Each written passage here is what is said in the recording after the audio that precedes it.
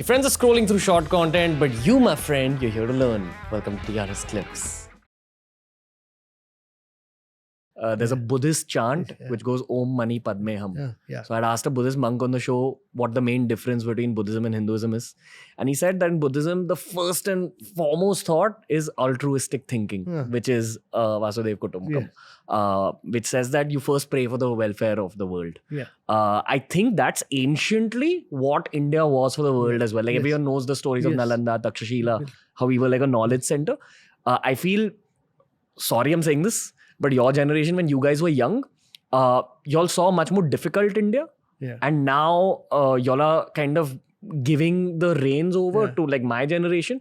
And we're seeing like a very bright, sparkly new India, which is where my next question will come from. So, you know, when we were growing up, there was no other alternative but to join the government.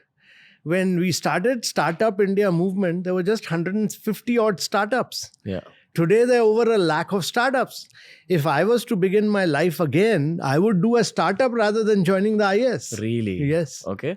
I also know that when you work closely with the government, you have data points in your head. So I'm going to ask you, what startup would you do? So, well, I would get into deep tech.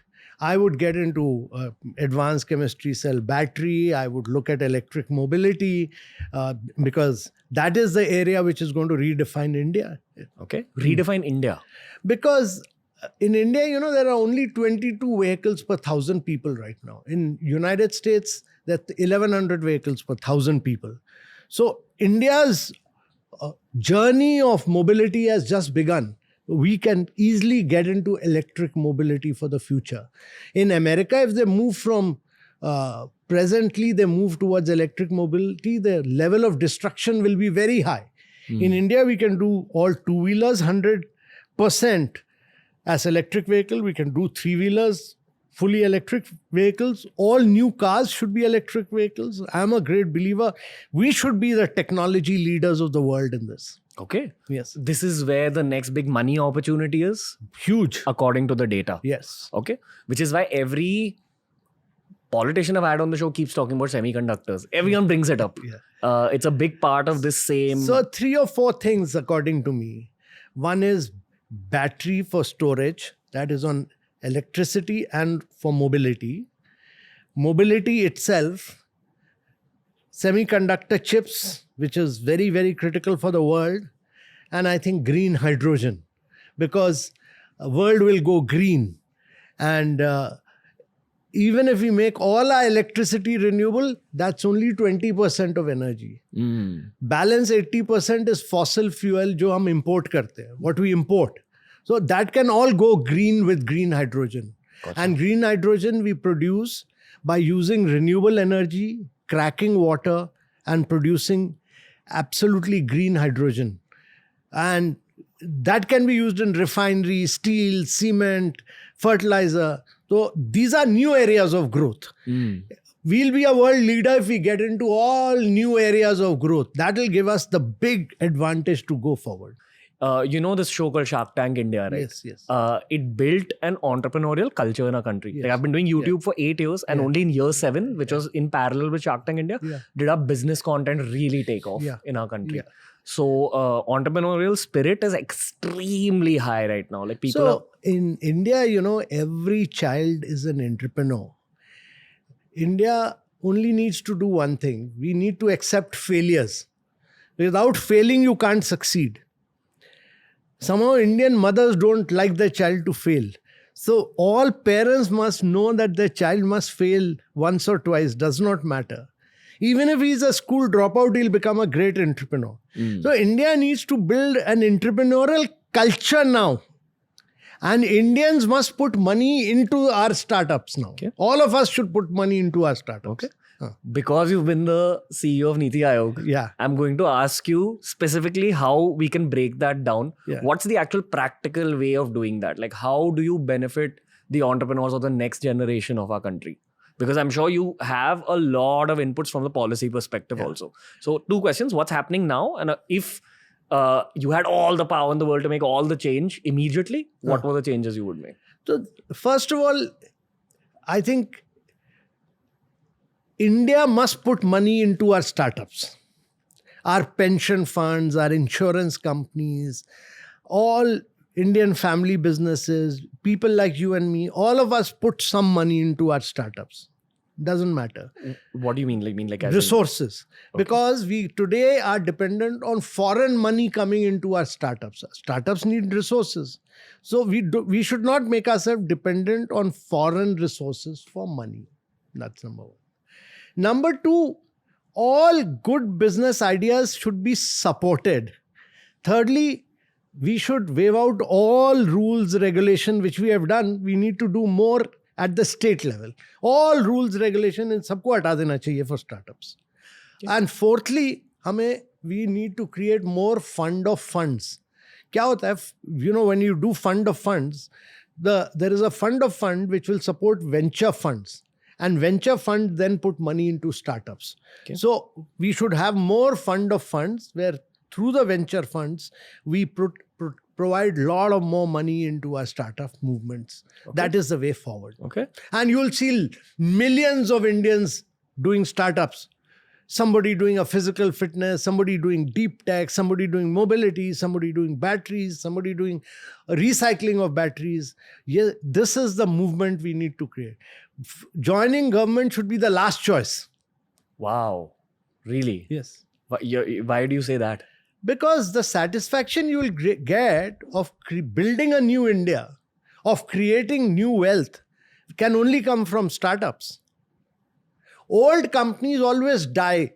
They start dying in the third generation.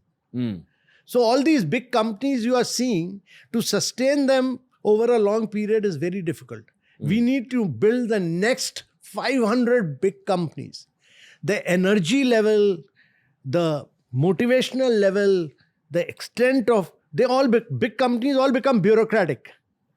But the new startups have an energy level which is unparalleled.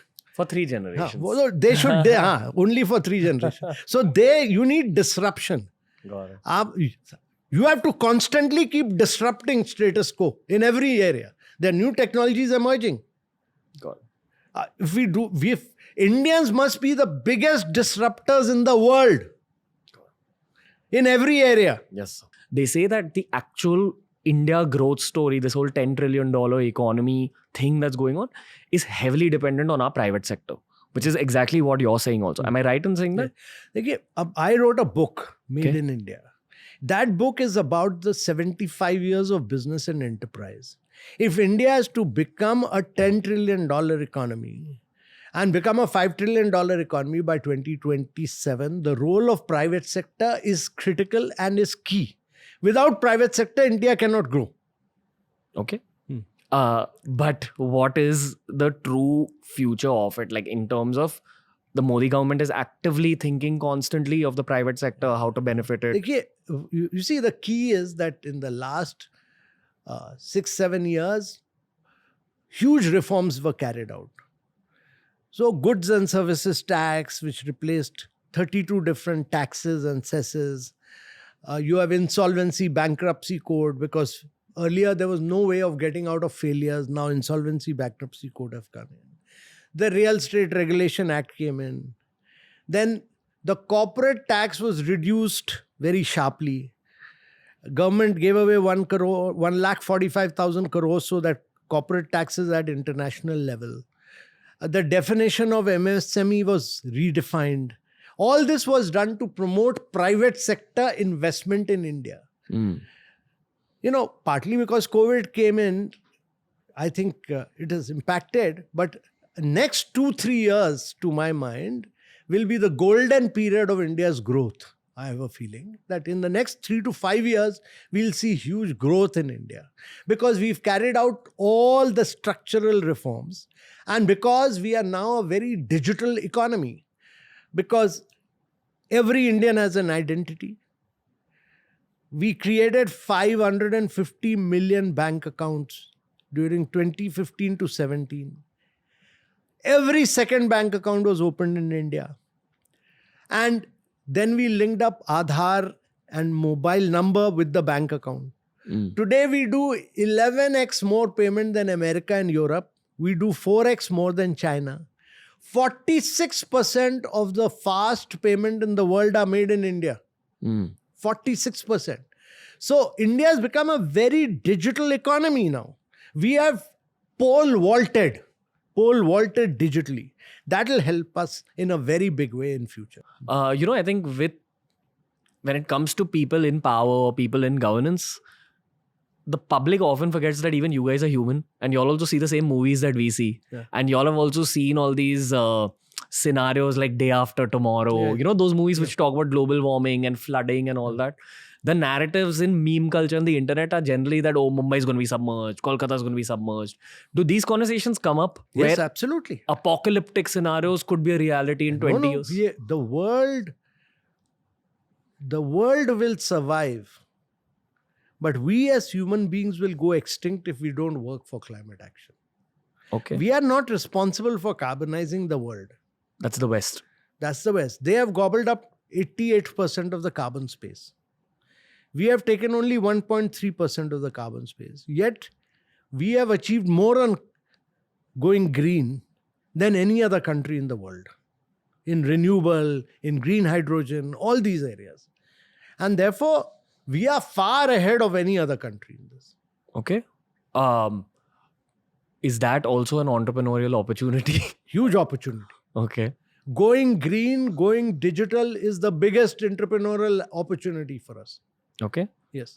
This is the closest to your heart because of that same thing you spoke about, you creating a better future for India and probably the world as well. The world is going to go green. Okay. We are seeing a huge shift towards going green. So practically, how does the world go green? Practically, is it like less consumption of fossil fuels? That's one aspect. Yeah. What else? So in every area, tomorrow, if you do not produce green steel, you will not be able to export. If you do not, for instance, let us say fertilizer will go green. Fashion Fashion will go green. All these areas will go green over some period of time. So we should become the leader in going green. Okay. I think every industry has opportunity to be environmentally friendly. Yeah. The downside is that it can be expensive. I think that's where a lot of capitalists hesitate. But I think effectively the game is to change the heart of the capitalists and make them understand that. So initially it will be expensive. Subsequently the costs will fall. And if you have to become a leader in something, for instance, whatever area you chase, if you get the size and scale right, then the prices come down. So initially it may be expensive, but subsequently the cost will come down. But therefore, if India has to be a leader in, like we have shown digitally, we became a leader, we are the least cost. Similarly, in going green, we can become, because we have a population of 1.4 billion, if we become the consumer of green products, then the cost will fall. So there is a big opportunity there. So effectively, for the sake of unit economics, you have to manufacture a lot of green products. Therefore, you'll require a lot of capital at the top. Yeah. Therefore, ideally, the state and central governments again have to come into play and probably help you out. Not only state, central, multinational banks, multilateral institutions, finance. So money has to flow in from abroad into many of these green areas. Is that the challenge you face in your job, convincing leaders of all these places? Absolutely. Our argument is that since we have not polluted the world, we have not carbonized the world, climate justice demands that developed countries finance developing countries. So गोरे ऐसे ही सोचते हैं कि गोरों को ने 2009 में commit किया था कि क्लाइमेट जस्टिस के नाम पे they will pay $100 billion a year. Okay. They had not done it till now. This will be the first year they will actually pay $100 billion. But are those leaders, like your equivalent in Europe, in America, are they on the same page as you? Well, they feel that multilateral institutions, World Bank, IMF, they need to change for supporting climate change. Okay. And all you can do in your position is give the members of the G20 these kind of thoughts and hope that even they think the same way. Absolutely. Okay. Yeah. Any other? My job is to convince them that you need to support developing countries. Okay. Because a lot of countries have started looking at India now as the big bro. Absolutely. All right. So if you enjoyed this video, make sure you check out this playlist for more videos just like this. It's TRS Clips.